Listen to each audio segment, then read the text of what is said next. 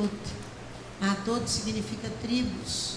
O Lucas já fez toda a leitura para nós. Mas nós gostaríamos de ir com vocês ali em Números capítulo 30 e darmos uma olhadinha. Números capítulo 30.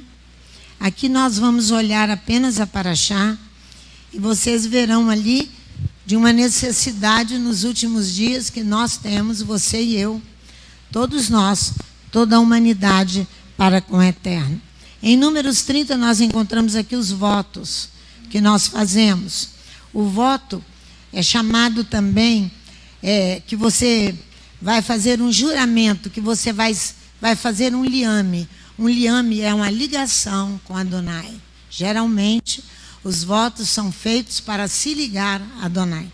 Agora eu quero dizer uma coisa para vocês. Nós precisamos fazer votos com juramentos para nos ligar ao Eterno nos últimos dias. Por quê? Porque nós somos uma geração que nós já estamos encontrando dificuldades tremendas e vamos encontrar muito mais para a vinda do Mashiach, do Messias. Então, esses votos devem ser não só porque seu filho adoeceu e você faz um liame, faz um juramento a Adonai. Você se liga a Adonai. Os nossos votos têm que ser feitos, sim, mas também com juramentos, nos ligando a Adonai para vencermos os últimos dias e sairmos lá na frente, aguardando a vida eterna para nós. Então, faça um juramento, um voto, não só para as suas necessidades físicas. Você pode fazer por causa das suas necessidades físicas, mas o que eu estou dizendo, faça um voto muito maior. Se ligue a Adonai para os últimos dias. Isso é voto. São, na verdade, interdições que atamos as nossas mãos diante da possibilidade de um prazer ou de um consumo. Isso são votos que nós fazemos. Faça-o se ligando a Adonai. Você vai encontrar no capítulo 31 do livro de Números, que é a nossa Paraxá, a batalha contra os midianitas. Essa batalha aqui é uma batalha que está ligada à descendência de Abraão. Porque os midianitas estão ligados a Abraão por Quetura, a concubina de Abraão. Você vai encontrar isso em Gênesis capítulo 25. Então, são parentes aqui. Mas há uma necessidade de uma batalha, porque aqui vai morrer Balaão, aquele que tentou, o falso profeta, que tentou desviar Israel. Não houve aqui nenhuma vitória da parte dele.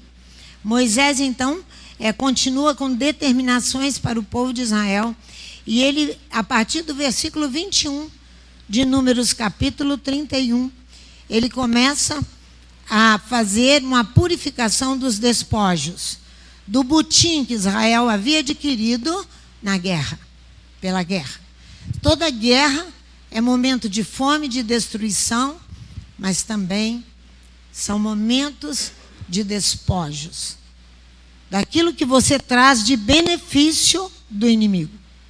Então, essa purificação aqui em Números, no capítulo 21, o objetivo aqui, aquilo que vai, olha aqui, versículo 22, o ouro, a prata, o cobre, o ferro, o estanho e o chumbo, tudo aquilo que resiste ao fogo, passe pelo fogo. Por que é tanto rigor para uma purificação? Para apagar todo vestígio do inimigo. Tudo aquilo que possa vir de um universo hostil a qual pertencia ao inimigo de Adonai. Todo aquele que mantém uma impureza em si, resiste a uma purificação, ele quer manter em si uma resistência, porque ele mantém coisas que vêm do inimigo. Olha o versículo 24. Lavareis as vossas vestes no 7º dia, porque se você passar a roupa pelo fogo, ela vai ficar toda queimada, então ela vai ser passada na água. Então, cada material aqui, o que pode resistir ao fogo e aquilo que terá que ser lavado, que são as nossas vestes, para ficarmos limpos, e depois entrareis no acampamento. Isso é para o exército de Israel, determinado, o povo de Israel, determinado aqui pelo Eterno. No capítulo 32 do livro de Números, eu estou passando rapidamente, porque nós vamos entrar, fazendo uma introdução apenas, entrar no assunto sobre os frutos. No capítulo 32, nós temos aqui uma sedução. O que é uma sedução? É você tentar induzir alguém ao erro. Isso é seduzir. E aqui, a tribo de Gade e a tribo de Ruben, eles já tinham adquirido os despojos dessa guerra, homens que já estavam cheios de bens, poderosos nas suas condições financeiras, e eles negam aqui atravessar o Jordão para ajudar os irmãos. Moisés não cai nessa sedução. Moisés já vem cansado com o povo, caminhando longamente, já conhece um pouco da estrutura do povo, e ele então vai dizer para Ruben e para Gade. Olha o versículo 5 de Números 32.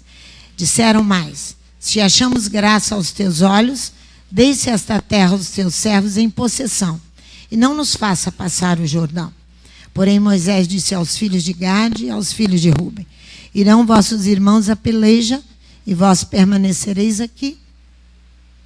Por que desencorajais o coração dos filhos de Israel, para que não passem a terra que o Eterno lhes deu? Aquele que não conquistou o retorno ainda, é obrigação desta casa e de cada um de nós ajudá-los para que eles retornem para o Eterno. Para que eles retornem para o Eterno. Quem quer que seja que deseje retornar, nós precisamos ajudar. Não é porque nós já conquistamos a frutificação que nós vamos permanecer agora sem responsabilidades de ajudar aqueles que não atravessaram ainda o Jordão para a posse da terra.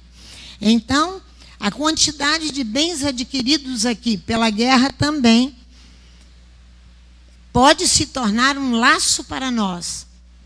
Eu me lembro que Jeremias, no capítulo 45 do profeta Jeremias, ele diz para Baruque, o seu escrivão.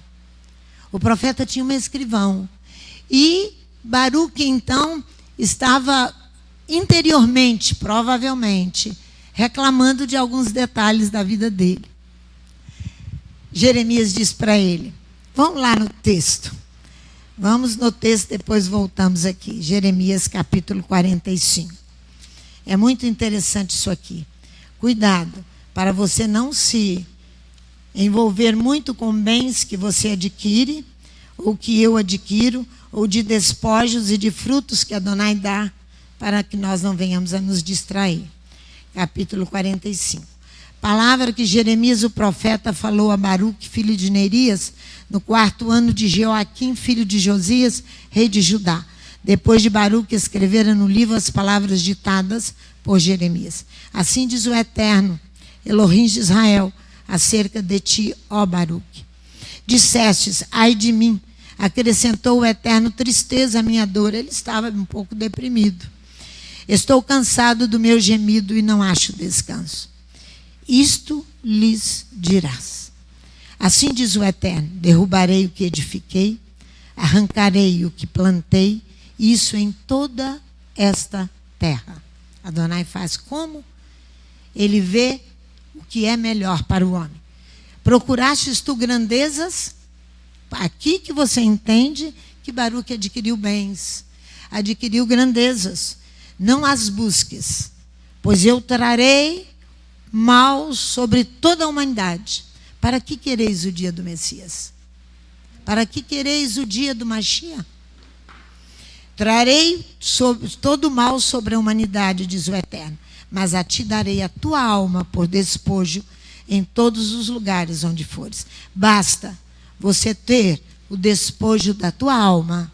Cuidado com os bens, cuidado com muitos frutos que você e eu adquirimos, doações de Adonai, porque eles podem nos levar às distrações, nós nos envolvermos demais com eles e nos esquecermos de cumprir as nossas obrigações.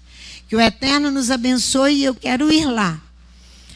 em Jeremias capítulo 1, que é a nossa Haftará, a porção dos profetas nesta manhã. Eu gostaria aqui de ler para vocês que isso está aqui na nossa porção. Olha aqui.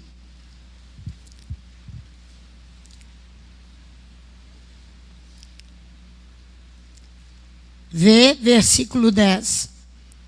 Ponho-te hoje sobre as nações, eu estou falando para a casa de oração, Rehovot.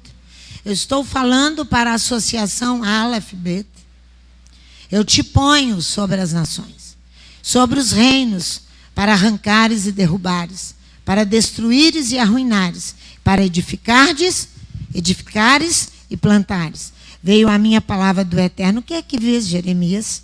E eu respondi: vejo uma vara de amendoeira. Disse-me o Eterno: viste bem, pois eu velo sobre a minha palavra para a cumprir. Aquele que ele diz ao nosso respeito, ele vai cuidar para que se cumpra. Mas também vai cuidar para nos corrigir no nível que nós precisamos ser corrigidos. Você não vai só receber bênção, porque quando nós recebemos uma disciplina de Adonai, nós ficamos todos igual Baruque. Igual Baruque. Ali ele estava triste, deprimido, reclamando da vida. Cuidado com as suas reclamações, porque ele vai nos corrigir. Basta, Baruque, o despojo da tua alma. Quanto despojo Israel conquista ali. Quanta bênção Israel conquista. Se você continuar ali a Parashá, no capítulo 32, você verá quantos despojos Israel conquista. Aqui ele diz para Baruque: basta o despojo da tua alma. Interessante que quando nós estamos aqui hoje cumprindo esse mandamento, eu não me comuniquei com o Leonardo, com o Ulisses, com ninguém. Eu estava trabalhando para transferir a sede da associação Aleph Bet para o edifício Renata. Aqui pertinho da gente, próximo da Catedral Metropolitana, aqui na Cidade Alta. O escritório da associação, para os que não sabem, é um braço desta casa, para cumprir a Tzedakah, a justiça social. Então é algo seríssimo. E foi nesse período que eu entendi, Alessia, que os mesmos tons que tem a arca, aqui da cortina da arca, são os mesmos tons que foram colocados dentro da sala, muito simples, da associação Aleph Bet. O branco é a cortina branca das festividades, o vinho, que é uma cor terracota, uma cor de terra, porque o homem é terroso, disse o Léo, e leu na Bíblia, e eu vou ler agora, que nós vamos ali, para uma obrigação que nós recebemos quando nós fomos criados, de reportando as realidades bíblicas. Então, e a outra cor é essa, nude, porque o terracota são cores que reportam para a argila, a cor da terra, do homem. Esse aqui também pode ser reportado ao nude. Então, eu me atentei e falei: Adonai, as três cores da cortina da arca estão todas aqui na associação Aleph Bet? Sim. Porque ele havia dito para mim, é terracota. Então, quando o Léo está aqui celebrando o Bar Mitzvah do Lucas, e ele lê os textos que estão escritos aí nesse livreto que você recebeu, eu gostaria que você fosse lá em Gênesis, no capítulo 1. Nós não vamos ler o mesmo versículo que Leonardo leu. Eu estou dizendo para vocês que o Espírito fala sem nós nos comunicarmos aqui dentro da casa. Fala a mesma palavra, a mesma linguagem a todos nós, sem nos comunicarmos, porque nós trabalhamos tanto que não temos tempo. Olha só, versículo 27 do livro do Gênesis. Assim Elohim criou o homem, a sua imagem, e a sua, de Deus o criou, macho e fêmea os criou. Criou o homem com as suas próprias mãos, tomando um pouco da terra da argila, a mais fina, a mais pura, unindo com medida a sua força à terra e ao homem que ele criou. Isto feito, ele imprime a sua própria semelhança nesse homem. em sua criatura, a fim de que fosse bem visível que ela era feita à sua imagem e à sua semelhança. Para dar vida ao homem, Elohim sopra sobre seu rosto, e este sopro vivificador aqui torna o homem à semelhança de Elohim. Então, o homem Adão é o terroso, é terra. Portanto, ele é terroso, foi o que o Léo escreveu ali. A primeira ordem dada ao homem é o amor. Vamos ver? Olha o versículo 28. Primeira ordem dada aos homens, a você e a mim, é o amor. Elohim os abençoou e lhes disse: frutificai, multiplicai-vos, enchei a terra, sujeitai-a, dominai sobre os peixes do mar, sobre todas as aves dos céus, sobre todos os animais que se arrastam sobre a terra. Então aqui é uma ordem profunda: frutificai e multiplicai. Pastora Sandra, onde você viu que aí está a ordem do amor? Frutificar e multiplicar exige muita persistência, muita entrega, multiplicar mais ainda, muita entrega minha e sua, para arar a terra, plantar a terra, tirar os terrões antes, arar, plantar, esperar as chuvas que vêm do céu, para que aquela semente que você colocou ali, você está trabalhando de sol a sol, parecendo um homem da terra e uma mulher da terra, que hoje a internet não vos deixa conhecer, a não ser por ela mesma.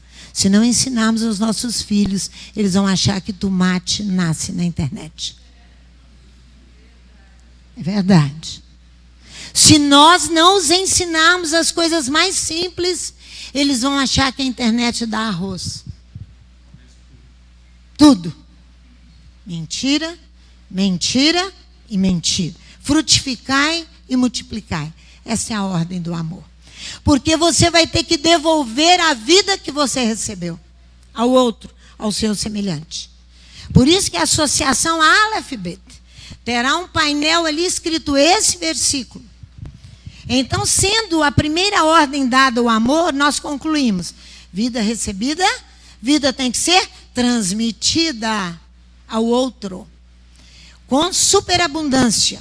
Por isso que a ordem é profunda: frutificai e multiplicai.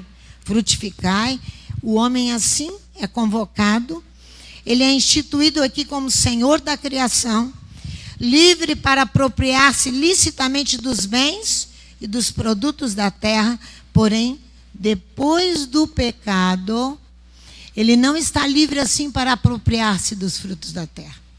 Não está. O fruto para você se apropriar dele, diz a Torá, terá uma consequência. Será uma ação e uma consequência depois do pecado. Nós vamos ver isso ali na frente. Por isso que o apóstolo Paulo, escrevendo aos Efésios, ele diz assim: deixai as coisas da carne para o passado. Aqueles que furtavam, não furte mais. Ele diz: antes trabalhe duramente. Se você é preguiçoso, você não tem espaço na presença de Adonai. Se você é preguiçoso, dorminhoco, você não tem espaço na presença de Adonai. Trabalhe. Diz Efésios capítulo 4. Paulo diz: trabalhe, olha aqui, fazendo com as mãos o que é bom. Para quê? Para que tenha o que repartir com o necessitado. Você vai fazer para você e vai fazer para o outro. Por isso que é o amor. É a primeira ordem que Adonai dá após a criação, é o amor. Você terá que repartir com o outro o seu trabalho. Interessante, eu quero fazer esse comentário, Léo, que quando nós fomos, ano passado, ao Monte Carmelo, nós viajamos para Israel, Leonardo, Laila e eu. Foi a pior viagem que eu fiz por causa dos meus pés a Israel. Eu viajava para Israel quase todo ano. Mas essa foi uma viagem muito difícil. Não por causa da companhia deles, não. Por causa dos meus pés. E do que nós iríamos fazer em Israel.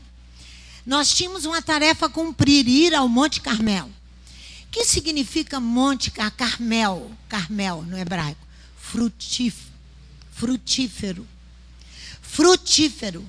O Monte Carmelo não é nada alto, como vocês pensam no monte muito alto. Nada alto, assim. Uma elevação, mas não grande elevação. Mas o Monte Carmelo, no Monte Carmelo aconteceram batalhas decisivas para Israel. Ali morre o rei Josias, pelas mãos de Faraó Neco, rei do Egito. Então, ali, Elias enfrenta os profetas de Baal e de Aserá. Por isso que nós fomos ao Monte Carmelo. Nós havíamos deixado o ídolo, esta casa deixou o ídolo. Esta casa orou mais de um ano. O Salmo 51. Porque o Eterno havia dito que nós éramos prostituto, feito uma prostituta que ele trouxe aqui. Por causa da idolatria. Aí você fala, pastora Sandra, não é possível.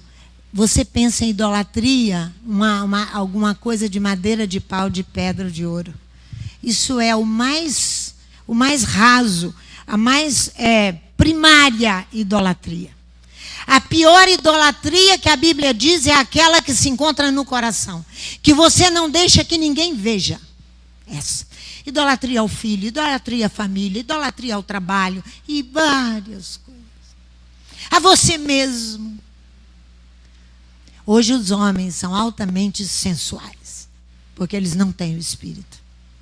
Os homens que eu estou falando, homem, não é mulher. Porque você encontra os homens altamente cuidados. Não estou aqui querendo que os homens cheirem mal. Mas é um excesso, é um excesso, é um excesso. Os cabelos são muito mais penteados que das mulheres. Os brincos eu estou falando mentira? Eu estou dizendo aqui alguma mentira? Eles são bombados, como eles dizem. Que eles vivem nas academias cuidando do corpo. E o espírito? Usam brincos, adereços de todas as formas. As mulheres já ficaram para trás, Catiana, há muito. Maquiagem, tudo. Não é verdade? As mulheres ficaram para trás. Eles conseguiram ganhar estas coisas. São ídolos. A idolatria ao corpo, idolatria. Essa idolatria está no coração e se exterioriza pela sua maneira de vestir, de falar e de agir. Aí, a ordem do Éden, ali no Éden, o amor, a primeira ordem dada ao homem ficou para... nem tem classificação. O amor não tem classificação. Porque você tem que trabalhar com as suas mãos, diz o apóstolo Paulo, para ganhar o seu sustento e sustentar o necessitado. E sustentar o necessitado. Por isso que ele está lá, conosco falando. O Carmelo é uma terra fértil e frutífera. Por isso que a cor da terra no Carmelo é uma cor roxa. Quanto mais escura for a argila, mais produtiva ela será. Não pode ser aquela argila pálida, não. Ela tem que ser bem escura. É a argila do Carmelo. O Carmelo ficou como herança de Asser e Naftali, diz a Bíblia. Ali no Carmelo morava o grande homem Nabal, que negou-se todos os víveres a Davi, quando Davi necessitava. Ele não conhecia o amor. Davi em guerra, Saul perseguindo o rei Davi, Davi manda pedir a Nabal que enviasse para ele alimento para ele e os seus homens. Nabal morava no Carmelo, frutífero. E o homem também era próspero. Nabal negou tremendamente. Abigail, sua mulher, deixou Nabal e foi levar os víveres para Davi. Comida que tinha em abundância, não quer dividir com o outro. Você é frutífero, mas não quer dividir com o outro. A associação Aleph Bet precisa de você. Tem membros aqui desta casa que são associados da associação. Nunca deram aquilo que prometeram a Adonai, que é lá, R$10 por mês, que é uma vergonha falar isso, ou R$50 por mês. Quantos lanches você toma durante a semana e gasta quantos R$10? Muito mais que isso. E você não é capaz de dividir com outro, com uma instituição séria desta casa. Você não é capaz de dividir com o necessitado. Você não é capaz. Você precisa frutificar. Você precisa ajudar o outro. Lógico que não são todos. Mas aqui o grande problema é isso. Então, Paulo, quando ele diz que aquele que furtava não furte mais, mas trabalha para dividir com o necessitado, é uma ordem para nós. Ele está olhando lá para o frutificar e o multiplicar. A primeira ordem para o homem é o amor. Eu não vou continuar falando do Monte Carmelo, porque eu fui entender, Leonardo, a nossa viagem. Eu fui entender perfeitamente que quando esta casa deixa o ídolo, ela então começa a frutificação. Ela dá início à frutificação. Exatamente. Ordem dada, essa ordem tem que ser executada. Frutificar, ser fruto, ser fecundo, no hebraico o verbo é paran, frutificar. Nós éramos infrutíferos e nos tornamos frutíferos, paran. Com frequência aparece junto com o verbo raban, que significa aumentar muito e multiplicar. Porque essas coisas, quando chegam no Novo Testamento, na boca dos profetas e na boca de Yeshua HaMashiach, a coisa Yeshua é grosso e curto. Yeshua que você diz amar é grosso e curto, com a questão da frutificação e da multiplicação. Aqui está fácil, você não entendeu perfeitamente, mas vai cair nas mãos de Yeshua HaMashiach, que você diz que você ama, não é? Essa promessa de frutificação foi dada a Noé. Vai aí, Noé, Gênesis capítulo 8, e nós vamos ver rapidamente, porque meu tempo vai acabar, que vocês agora mesmo estão com fome, não é? 8:17, a mesma promessa feita lá quando ele cria o homem. Olha aqui, capítulo 8, versículo 17. Olha bem. Gênesis capítulo 8, versículo 17. Todos os animais que estão contigo, todos os seres viventes, tanto aves como animais domésticos, todo réptil que se arrasta sobre a terra, traze-os fora contigo, para que se reproduzam abundantemente na terra, frutifiquem e se multipliquem sobre a terra. Agora olha aí o capítulo 9. Olha aí para você ver. Abençoou Elohim a Noa e aos seus filhos e lhe disse: frutificai, multiplicai-vos e enchei a terra. Por isso que eu falei que é uma ordem profunda. É a ordem do amor. Passa um pouquinho as páginas, vai no capítulo 17 do Gênesis. Agora com Abraão. Elohim diz para Abraão: eu te faço frutificar. Olha aqui, capítulo 17, versículo 6. Far-te-ei frutificar sobremaneira. De ti farei nações e reis sairão de ti. Olha bem. Lembrando a superioridade aqui, quando ele fala com Noé, e a promessa do Eterno a Israel, e também a promessa de frutificação a Ismael. Olha aqui na frente, versículo 20. E quando Ismael, o filho da concubina de Abraão, que era Agar, também te tem ouvido, certamente o abençoarei, fartei fecundo, e o multiplicarei grandissimamente. 12 príncipes gerará, e dele farei uma grande nação. A promessa dada a Jacó, passa um pouquinho as páginas. A bênção da multiplicação dos animais com Jacó. Capítulo 28. 28, versículo Não, no capítulo 30, né? Mas aqui vai no 28 também. 3 e 4. Primeiro ele vai abençoar Jacó. Então ele vai dizer que o Elohim Todo-Poderoso te abençoe, te faça frutificar e te multiplique, para que venhas a ser uma multidão de povos. E te dê a bênção de Abraão, a ti e a tua descendência contigo, para que herdes a terra de tuas peregrinações, que Elohim deu a Abraão.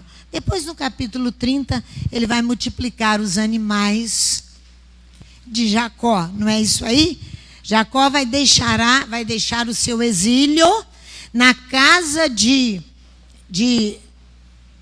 na casa de Labão e vai tomar o rumo da terra bem rico, bem poderoso. Bem poderoso. Ainda com bens e provisões assim bem consideráveis, que lhe irão permitir essas provisões retornar a Canaã. Se os bens que você recebe da parte de Adonai não te levarem ao retorno, não são bênção para a sua vida. Não são, se não te conduzirem ao retorno. A raiz do verbo hebraico param, frutificar, está na base do nome de uma das tribos de Israel. Efraim. Por isso que você tem aqui agora uma promessa com o bar mitzvah do Lucas. Como é que está lá em Oséias? Está aqui no folder. Ali, ó. Eu te ouvirei, cuidarei. Ele está falando para a tribo de Efraim. Cuidarei de ti. Eu sou como cipreste verde. De mim se acha o teu fruto. Porque se o fruto vem de outra fonte, ele não é tão benéfico como foi aqui para Efraim. Vai lá em Gênesis 41. Olha aqui o nome do segundo filho de José. Capítulo 41 de Gênesis, versículo 52. O nome do filho de José, ele clama, diz a Bíblia, no versículo 52. Efraim é o verbo. Olha só, frutificador. Sim, Elohim me fez frutificar na terra, sobre a terra da minha miséria, da minha aflição. Mesmo que você esteja passando por grandes aflições, como foi José, ele frutificou ali, junto a Faraó, rei do Egito. Alimentou nações e povos, devido à fome que viria. José frutificou. Ele coordenou, por isso que ele põe o nome de Efraim, de frutífero. Frutificação. Eu acho interessante, né, que os nossos pais tinham uma noção perfeita da Torá e das questões espirituais. Então, a terra da aflição para José foi um grande sofrimento, uma dor profunda, porque ele foi vendido para os egípcios.